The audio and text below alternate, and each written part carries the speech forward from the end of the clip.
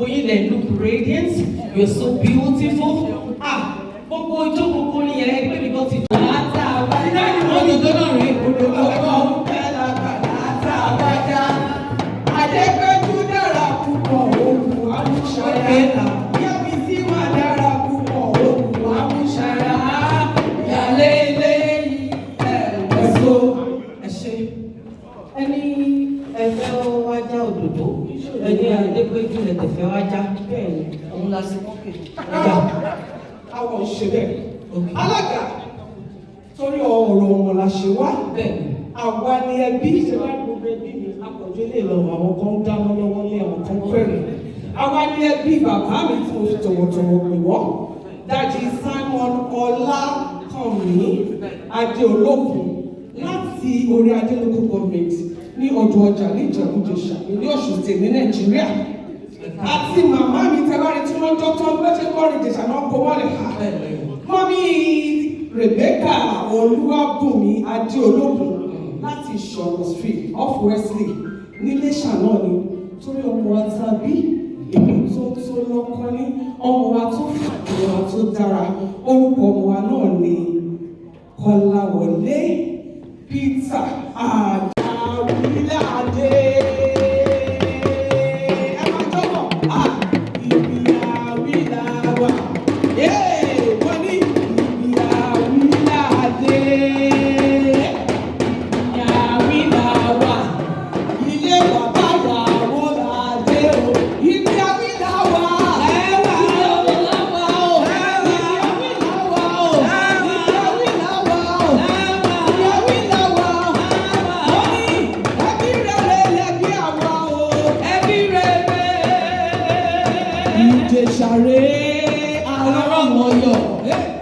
Ìjẹ̀ṣàrẹ́ àrọ́mọyọ̀ èso ìbàdàn fọwọ́ bọ̀pọ̀ òkun wá. Ìjẹ̀ṣàrẹ́ àrọ́mọyọ̀ Ìjẹ̀ṣàrẹ́ àrọ́mọyọ̀ èso ìbàdàn fọwọ́ bọ̀pọ̀ òkun. Ṣe rí gbogbo àwọn fámìlì wa ẹ wò ó.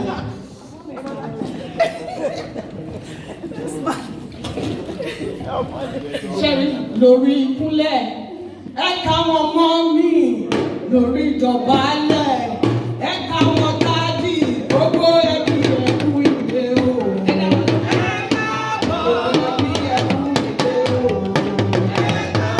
Lórí ìkúnlẹ̀ àti ìdọ̀bálẹ̀ lórí ìkúnlẹ̀ àti ìdọ̀bálẹ̀ gbogbo ẹbí ẹ̀kú ìdè o.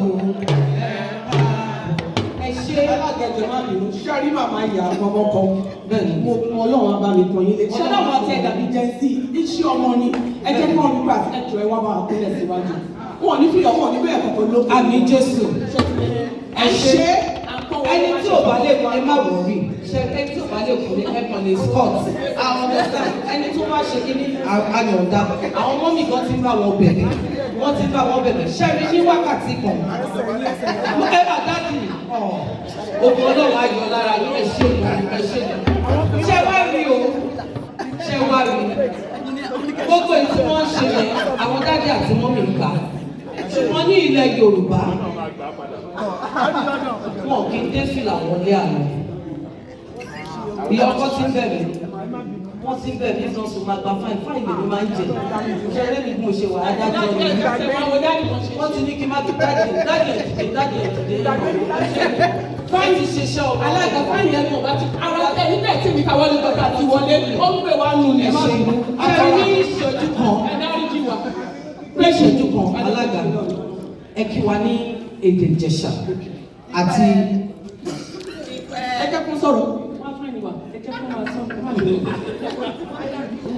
kọ́ kí wa ní èdè Ìjẹ̀ṣà àti èdè Ìbàdàn ó ti tán lọ́dọ̀ máa lọ.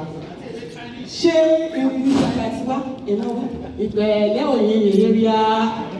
Ẹ máa dá wọn lóhùn. Gbogbo ẹbí ni kó sá òun. Ìpẹ̀lẹ́ òye yèyé rí a. Ìpẹ̀lẹ́ òye bàbá rí a. Ìpẹ̀lẹ́ òyúlú.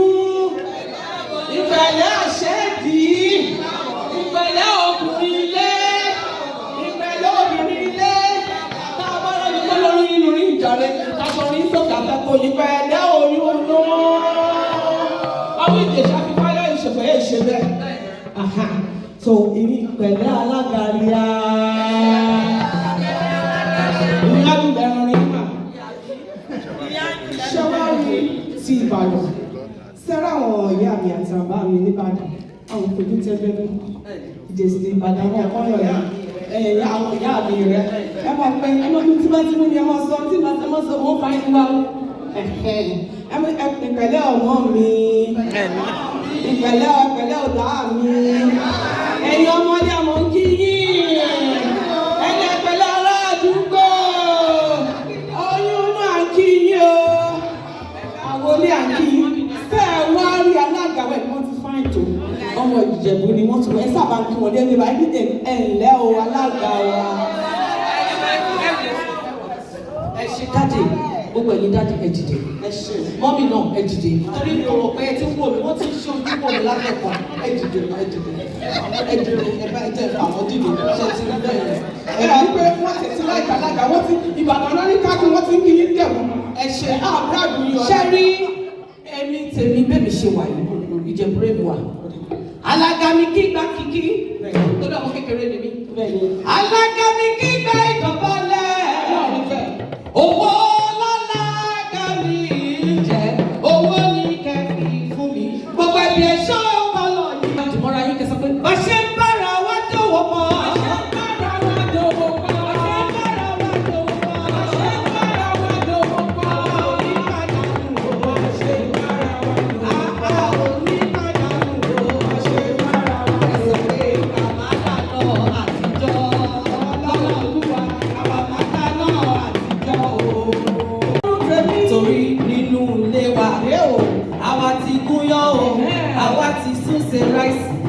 Àtẹ̀rọ̀pàlà nínú ilé wa àwa ti gúnyán o àwa ti tún ṣe ráìsì àtẹ̀rọ̀pàlà alága èrò lẹ́yìn bá wa o ènìyàn lá o ènìyàn lá o alága tó sexy alága tó beautiful alága tó yọ̀mí alága tó fine alága yìí ṣàlàyé. Wá rárá, ọba tẹ̀bi wá rárá. Ẹ má torí ìwà ṣẹlẹ̀, ẹ má torí ìwà rẹ̀ fọ́, ẹ má torí ìwà kẹ̀kẹ́ tútù sọ́bẹ̀ o. A ò bá tẹ̀bi wá rárá o, a ò bá tẹ̀bi wá rárá torí ọmọ la ṣe wá. Torí Péjú la ṣe wá o. Péjú dára lẹ́yìn ọkọ̀ wá torí. Alága. Mo ń jẹ yín. Ẹ sọ pé torí Péjú lọ ṣe wá. Bẹ́ẹ̀ ni. Ṣé ti jíṣẹ́ tó ń bẹ? Mi tí ìjíṣẹ́ tó ń bẹ. Tí ọmọ bá léyàn nínú ni wọ́n á kọ́kọ́ òkúbo ní kí n ti bẹ̀rẹ̀. Ẹ náà sọ lẹ́ẹ̀kan nígbà tí mo yọgbọ́n a ti lọ káàkiri ìlú Iléṣà láti wá bọ̀tọ̀ ọmọ wa Kọ́láwọlé Peter Àdìsá wọn tá a kàn tá a fọjọ́ àrán pọ̀ ó kàwé ó gbọ́ ẹ̀kọ́ ó mọ̀ Ọlọ́run ó wá tóbà tó yẹ kó ní ọkọ́ alága ó wá wò káàkiri láti ó ní ibi tí wọ́n ti kírẹ́tì àwọn ó lọ káàkiri korí àfi ní àgbàlá bàbá mi àti màmá mi tí mo fi tọ̀wọ̀tọ̀wọ̀ dárúkọ mọ́mí Ayọ̀adé àti dádì Ayọ̀adé èyí tí dádì Richard torí dádì ni wọ́n kò sí kékeré dádì tí wọ́n ṣẹ́jú lónìí ọmọ wa ti lọ káàkiri ó ní òdòdó tó wọ̀ ó ní Adépéjú ó kàn fi fọ́ọ̀mù ni ó ní Adépéjú ó ní òun àjọrẹ́ ní gbogbo ẹbí mi ẹ máa dáhùn ó ló wà dedicated ó ló wà elegant ó ló wà promising ó ló wà jovial ó ní ìyàtúmọ̀tò ó ló wà unique ṣé wọ́n rí uniqueness ẹ lórí ọ̀rọ̀ alága ọ̀kẹ́ fi ṣàyà ni ní ṣókí torí àsìkò wa. Ẹ ṣe ṣẹ́rí ẹ ti ní ẹ wá fẹ́ fi ṣàyà ní ilẹ̀ Yorùbá a mọ̀ pé àwọn dádì àti mọ́mì wọn ti kí wa ṣùgbọ́n lẹ́yìn wa ẹ̀rẹ́ kọ̀ wé wa tẹ́ bá fẹ́fẹ́ wa ẹ̀rẹ́ kọ̀ wé wa o wípé dádì pẹ̀lú mọ́mì àtọ́jú Péjú o.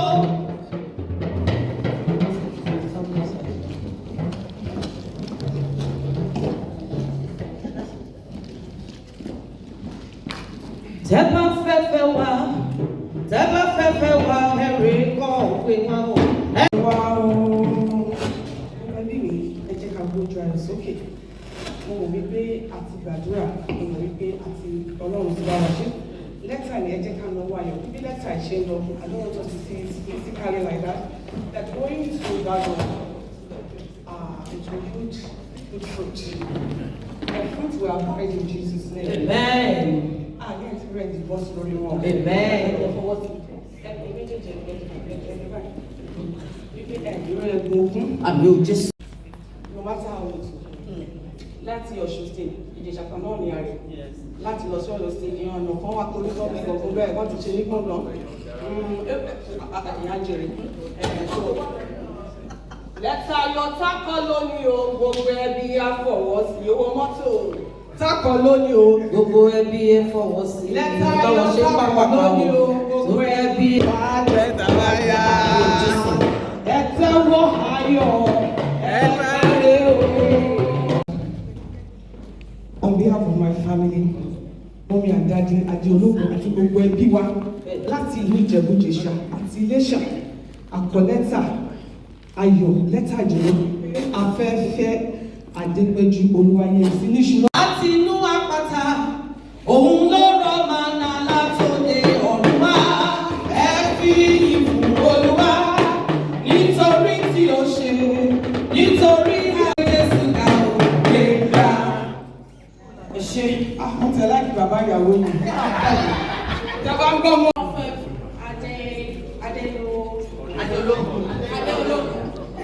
Family, we bring you the greetings in the name of Almighty God. We thank God for ordering our steps to your home. Our God-fearing son, Kola, having prayed fervently, informed us of his intention towards your personal and lovely daughter, Peggy, and has requested us to convey to you his desire to have her as his wife. Through prayers and interaction with your beautiful daughter, we have found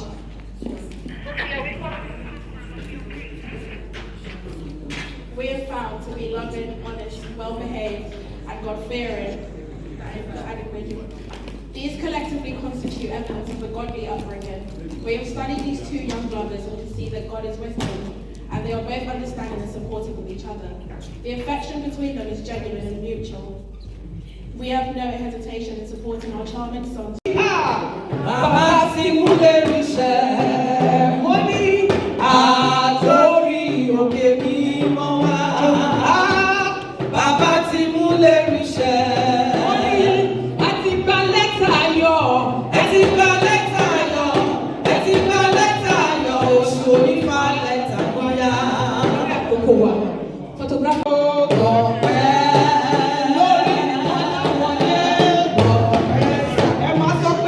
Ọlọ́run tó tóbi, Ọlọ́run bàbá àgbà. Ọlọ́run tó tóbi, Ọlọ́run bàbá àgbà. Mo ní ayé ò gbà ó fọ́rùn ṣe ibùgbé. Ọ̀run ò gbà ó fàyè ṣàkóso. Ọlọ́run tó tóbi, Ọlọ́run bàbá àgbà. Ó ní ẹ̀yin nìkan ló yé, kò lè yé ẹnì kankan. Ìdí tí ẹ fi yìn bàbá, Jésù nìkan ló yé, ẹ̀yin nìkan ló yé, kò lè yé ẹnì kankan. Ìdí tí ẹ fi yìn bàbá, Mọ́mí Kọ́lá, Jésù nìkan ló yé. Ẹ máa ń tọ́ ẹ lọ jókòó. Ẹ ṣe. Ẹ má kọ jáde o, ẹ má kọ jáde o, ọkọ tá.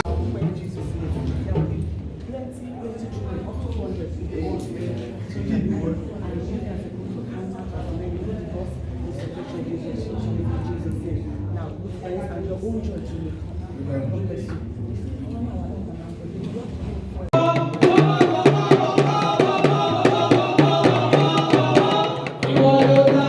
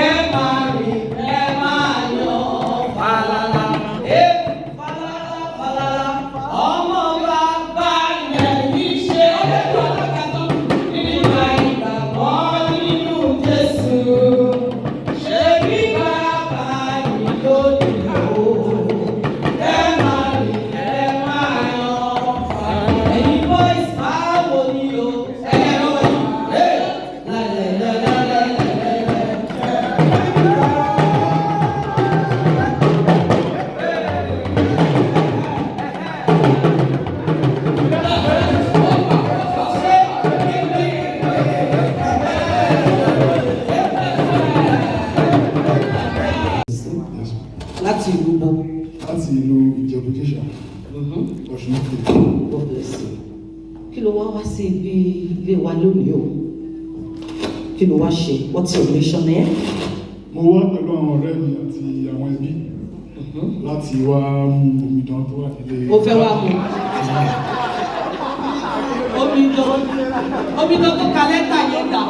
Ẹ bá mú jáde kó mú máa lọ. Mọ́mí náà omidan kan ní mọ́mí. Bẹ́ẹ̀ ó yá mú mọ́mí kó máa mú mọ́mí lọ. Ó yá. Mọ́mí ẹ má bàa mú omidan kankan o. Ẹ jẹ́ kó dá mú omidan tó wá mú o. Ó yá. Mú omidan rẹ. Kò sí mi. Ó ṣe bí àwọn lọ́wọ́ àwájú rẹ̀ ni. Ó yá.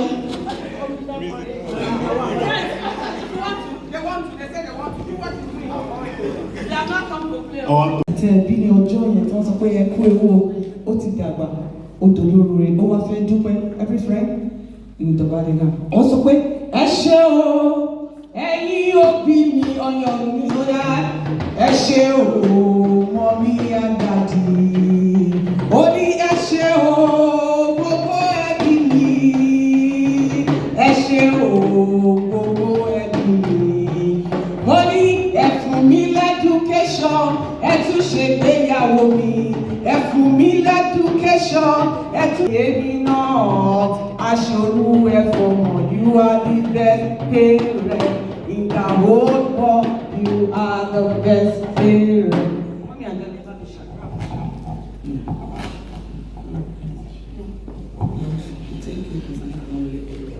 We know it is part, and today is getting money, that's as you have money. Ẹ ṣe bá wa rí bá ṣe fún yín. Lórúkọ Jésù tábà máa rí kó máa radiant sí ni. Tábà máa rí again ká máa pé yes, a máa tún fún yín double. A máa mú double wá. Sẹ́yìn kan bá rí báyà ẹ máa dúpẹ́ lọ́wọ́ Jésù náà ayé wa ni. Bẹ́ẹ̀ni lórúkọ Jésù. Ẹ̀ta lẹ́ẹ̀mẹ́ta ẹ máa rí.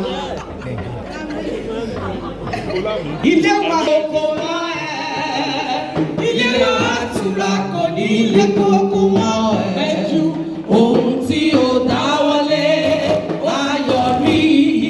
Ohun tí ó béèrè ní Jésù yóò ṣe. Ilé àtúrà kò ní ilé kókó mọ́ ẹ̀. Ẹbí wà lẹ́kọ̀ọ́. Ẹbí lẹ́kọ̀ọ́. Gbogbo ẹbí ẹ bá wa yọ̀. Ẹbí wà lẹ́kọ̀ọ́. Ẹbí wà lẹ́kọ̀ọ́. Ẹbí wà lẹ́kọ̀ọ́. Gbogbo ẹbí ẹ bá wa yọ̀. Ẹbí wà lẹ́kọ̀ọ́. Púpọ̀ ibi mo gbé ń jó kiri rédíò lásán. Nítorí àsìkò wa. Ìwà Yorùbá Jésù àmọ̀ sí lórí àmọ̀ sí ayọ̀. Ilé ò ní dàrú lórí ẹ̀ o. Mọ́mí kò ní dọ̀tá yín. Dáàdì kò ní dọ̀tá yín. Aṣọ̀mọ̀ fún yín. Ẹ ti wá mọ̀ sí mọ́mí Kọ́lá mọ́mí Péjú sọ wọ́n nígbà táwọn ọ̀rọ̀ wọn àti Kọ́lá mú láwọn rẹpẹtẹ pọ̀ táàbúrò. Aṣọ̀mọ̀ fún yín. Àmì ò Jésù. Wọ́n tún máa mú yín sọ pé kí ló dé ta lọ sọ Ọ̀yọ́ state nìbàdàn kò ní jẹ́ pé Àmì Jésù. fruitfulness on every side. Amen. Bind every spirit of barrenness. Amen. So mommy and daddy ẹ bá mi mú èjì ìyàwó wa níbẹ̀ yẹn tí bá ti sọ pé ní orúkọ bàbá òun sí ọmọ wọ́n fi sí wọn. Are you ready? Daddy ẹ bá ẹ wò bí wọ́n mi ṣe ṣe bẹ́ẹ̀ ni sà mọ́mí dáàdì tí àwọn ọ̀daràn pé àkọlá ti mú ilé ìwà ní àdúpẹ́ bẹ́ẹ̀ ni ìyàwó lájẹ́ fún yín kálẹ̀ ọmọ ló máa Àmì Jésù. lórúkọ bàbá Amen. ẹ̀rọ lè wé shame Amen. ẹ̀rọ lè wé barrenness Amen. ẹ̀rọ lè wé illness Amen. ẹ̀rọ lè wé untimely death Amen. ẹ̀rọ lè wé shame or reproach. Amen. In Jesus' name you are entering into your glory. Amen. To abundance. Amen. Into increase. Amen. Sọ́rí dínà ni o mọ́ mi. Sọ́rí jìnnà ni o he. Ti gbà wọlé. Wọ́n ti gbà wọlé. Lórúkọ ìjọ yá sí ọwọ́ ẹ̀ tó pẹ́ ní àdìsíwò torí àkókò wa. Torí tí a bá bí ọmọ tuntun, a máa ń yọ̀ ní. Wọ́n fẹ́ kẹ́ bá mi celebrate. Ó yá sí ọwọ́ ẹ̀ báyìí. Envelope tuntun tẹ̀ ní kí lórúkọ ẹ̀. Àníkẹ́ Adé ọmọ ó ti di ajá ọmọ Adéológun. Àṣemárí ló ló máa jẹ́ fún yín kalẹ̀. Bẹ́ẹ̀ ló ṣe máa rí dábọ̀ gbogbo ẹbí. Ó yá bá mi kí wọn. Ó yẹ kó kúnlẹ̀ ọmọ tó lọ́wọ́ ni o. ó lọ́wọ́ lákùrẹ́ o gbogbo ẹ̀ ló ní pátápátá ó kí juwọ́ sí mọ́mí àdáde tí wọ́n ṣe o á tù ẹ́ lára o ọ̀dẹ̀dẹ̀ yìí o àsìkò yìí o á tù ẹ́ lára o. Máa bọ̀ àwọn tí rí ẹ̀ sí ọ̀dẹ̀ ìfò wait to our Irish friends say thank you. Ilé yìí o àsìkò yìí o á tù ẹ́ lára o. Mọ́mí tí ó yá ẹgbẹ́ ìkọ́ yín. Àníkẹ́. Ìwọ náà ṣòro ẹ̀fọ́.